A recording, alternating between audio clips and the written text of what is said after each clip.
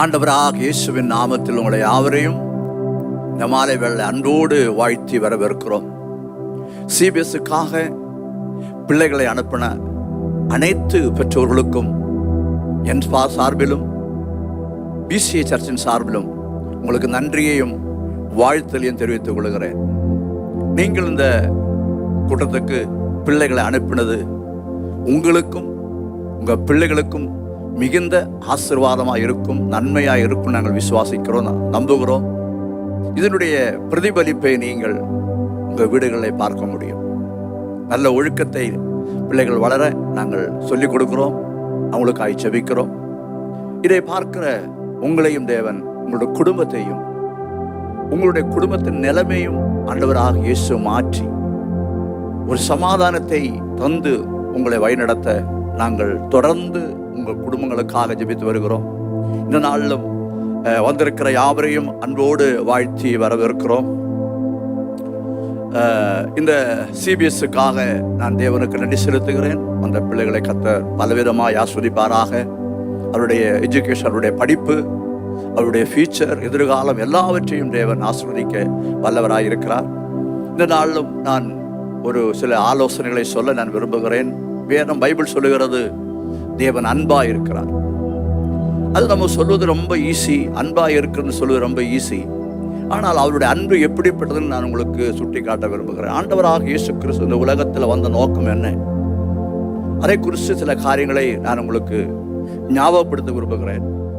யோவான் சுவிசேஷம், பைபிளில் யோவான் சுவிசேஷம் 15ஆம் அதிகாரம் 13ஆம் வசனத்தில் ஒருவன் தன் சிநேகிதனுக்காக தன் ஜீவனை கொடுக்கிற அன்பிலும் அதிகமான அன்பு ஒரு இடத்திலும் இல்லை அப்படின்னு சொல்லப்பட்டிருக்கிறது. ஒரு சிநேகிதனுக்காய் ஜீவனை கொடுக்கிற ஒரு அன்பு.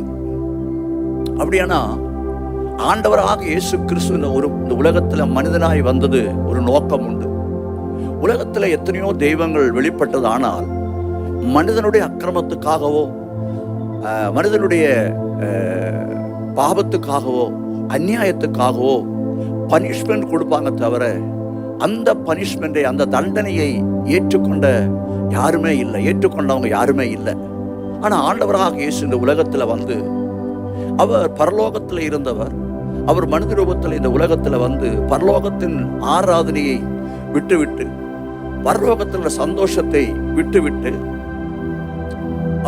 அவர் அதாவது எல்லாவற்றையும் விட்டுவிட்டு இந்த உலகத்துக்கு வந்து மனிதனுக்காக மரித்த ஒரே தெய்வம். எதுக்காக மரித்தார்? நம்முடைய தண்டனை, நம்ம அக்கிரமம் செஞ்சதுனால, நம்ம பாவம் செஞ்சதுனால, அந்த அநியாயம் செஞ்சதுனால அதுக்குரிய தண்டனை உண்டு. அந்த தண்டனை நம்மேல் வராதபடி, அந்த தண்டனை நம்மளை விடுவிப்பதற்காக இயேசு அந்த தண்டனை ஏற்றுக்கொண்டு மரித்தார். அப்போ அந்த மரித்து அவர் உயிரோடு எழும்பினார். அப்போ அவர் மரிக்கிறதுக்கு காரணம் என்ன? நம்ம அநியாயக்காரர்களா இருந்தபோது, பாவிகளா இருந்தபோது, அக்கிரமக்காரர்களா இருந்தபோது அவர் நமக்காக மரிக்க காரணம் என்ன? நான் முதல்ல சொன்ன வசனம்தான், அவர் நம்மேல் வைத்த அன்பு. அதாவது அவர் நம்மேல் வைத்த நேசம். அந்த நேசத்தின் நிமித்தமாக அவர் நமக்காக மரித்தார். இந்த உலகத்துல அப்படி மனிதனுக்காக மரித்த ஒரு தெய்வத்தையும் நான் காணல.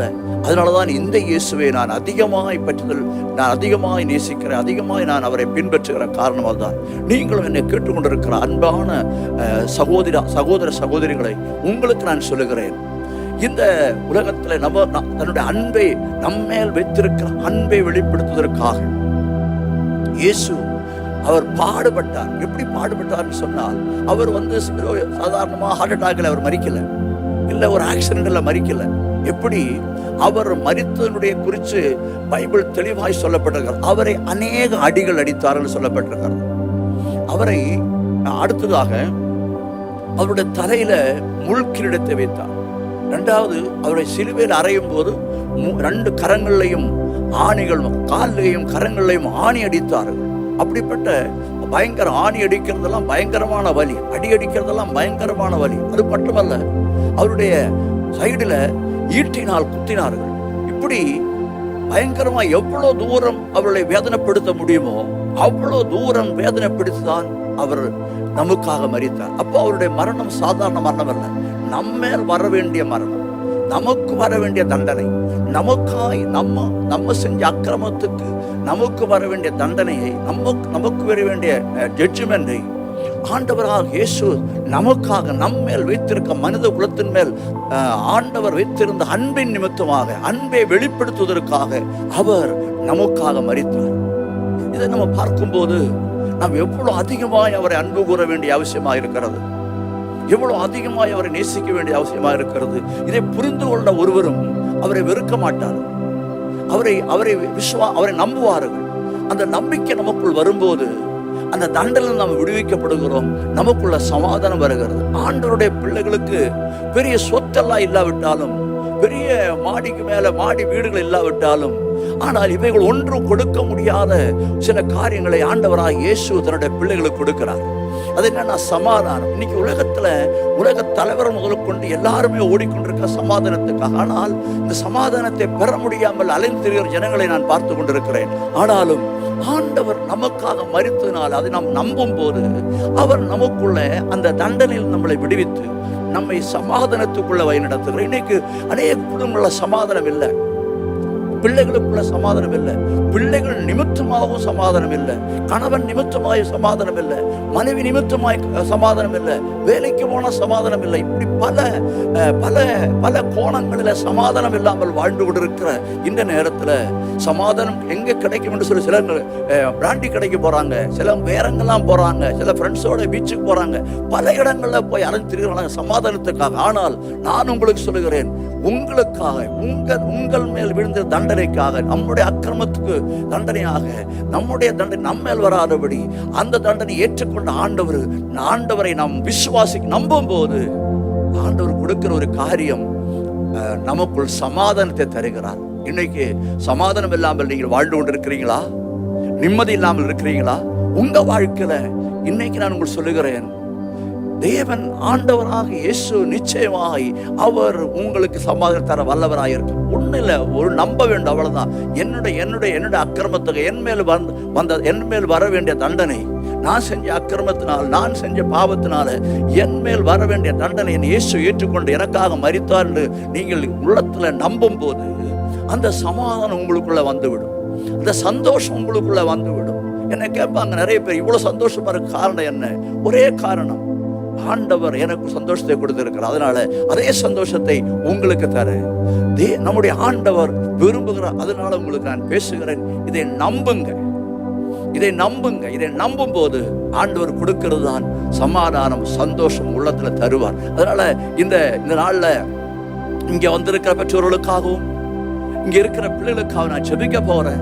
இந்த ஜெபத்துல நிச்சயமாய் ஒரு மாற்றத்தை ஆண்டவர் கொண்டு வருவார், இயேசு கொண்டு வருவார் நம்பி நான் ஜெபிக்க போறேன். நீங்க எல்லாரும் கண்களை மூடி, ஒருவேளை நீங்க இந்த லைவை பார்த்து கொண்டிருக்குமே ஆனால் நீங்க இருக்கிறதுல கண்களை மூடி என்னோடு கூட கலந்து கொள்ளுங்க. இந்த ஜெபத்துல நீங்கள் ஒரு பெரிய அற்புதத்தை காண போறீங்க.